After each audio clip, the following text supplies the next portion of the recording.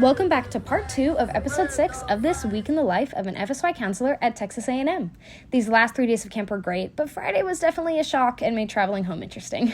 Wednesday started with breakfast, followed by another amazing Devo. Reed made a great purchase on his break, and then to maintain ratios, I had a back-of-class nap.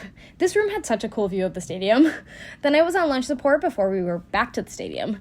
Reed had a frog on his leg, and then we went to another class to sit in the back of. My girls wanted to stay inside to finish the banner, so we enjoyed variety show auditions. We had an epic sing-along before revealing the finished banner to the boys after dinner. Definitely one of my favorite banners of the summer. Then we went to games night where their cheer was amazing. We confirmed that Reed is Felix from 12 Dancing Princesses, mourned All for One, and had the Ninja Grand Champion in our group. Send-off was super fun, and my girls and I had an absolutely hilarious pizza night before it was time for bed. Thursday started with breakfast and gospel study before splitting off for the young women's activity. It was wonderful. I got a real break during their Devo, which was great, and I met back up with them at lunch. I was on variety show support, so I went early with my kids. That ended up being really great because it started pouring rain outside. This was right before the horrible floods in Texas. But variety show was absolutely fantastic. I felt so lucky having a front row seat to help out. Flex time was moved inside because of the rain, but the karaoke room was super fun. We as counselors brought groups of random kids from the stadium to dinner where I met up with some of my girls. We decided Reed looks like Milo from Atlantis before heading to Devo. The medley was beautiful, one of my favorites this summer, and testimony meeting was great as well. Friday started with breakfast and me not feeling the best. Luckily, I was able to get a sub break and rest, but I still wasn't 100%. I headed back to my kids for the sharing the gospel activity, which was great.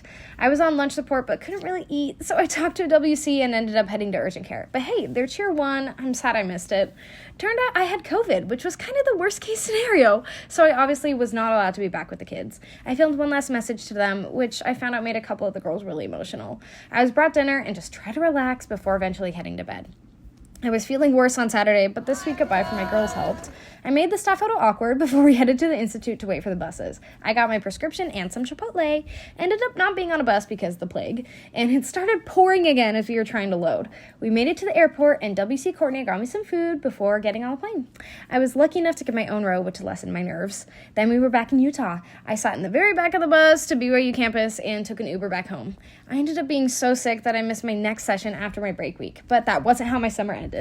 Though my session in College Station didn't end in the way I would have wanted, and the ratios caused some chaos, I absolutely loved this week. This staff and these youth are so wonderful. Our company really grew together throughout the week. They were all so different, but all so loving.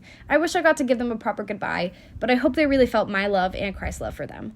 Watch the full vlog of this week on my YouTube channel, and stay tuned for videos about my final session of the summer. Bye!